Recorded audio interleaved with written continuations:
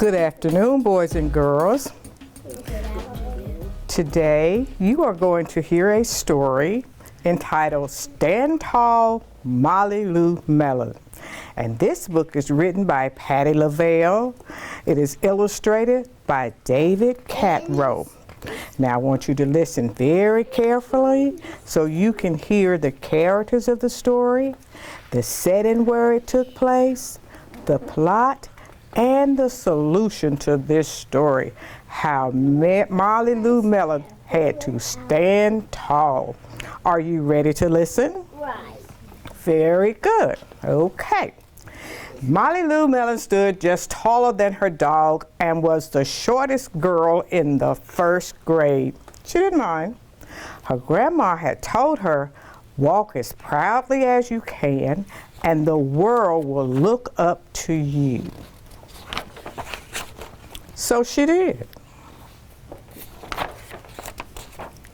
Lou Melon had buck teeth that stuck out so far she could stack pennies on them. She didn't mind. Her grandma had told her, "Smile big, and the world will smile right alongside you." So she did. Lou Melon had a voice that sounded like a bullfrog being squeezed by a boa constrictor. She didn't mind. Her grandma had told her, "Sing out clear and strong, and the world will cry tears of joy." So she did.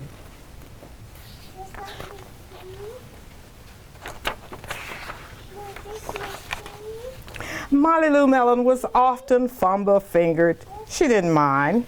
Her grandma had told her, "Believe in yourself, and the world will believe in you too." And so she did. Then Lou Melon moved to a new town. She had to say goodbye to her grandma and all her friends and start in a new school. On the first day of school, Ronald Durkin called her shrimp toe in gym class.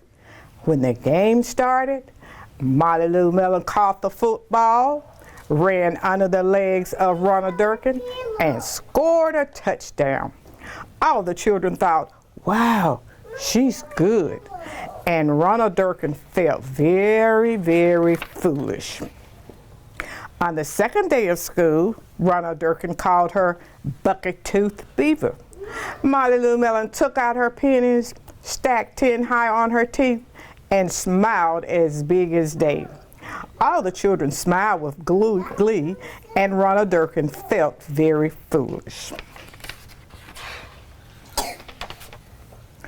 On the third day of school, Ronald Durkin said, "You sound like a sick duck. Honk, honk." Lou Melon sang out a quack so clear and strong that it made Ronald Durkin somersault backwards, hit his head, and have to go to the nurse. All the children cried with joy to be free of Ronald Durkin for the rest of the afternoon, and Ronald Durkin felt very foolish. On the fourth day of school, Ronald Durkin said that she'd made the snowball all wrong, but Lou Melon opened up her paper and revealed the most beautiful snowflake of all. All the children oohed and awed, even Ronald. On the fifth day of school, Ronald Durkin brought Lou Melon a stacking penny for her tooth and smiled at her. That night, Lou Melon took out a pencil and paper and wrote a letter to her grandma.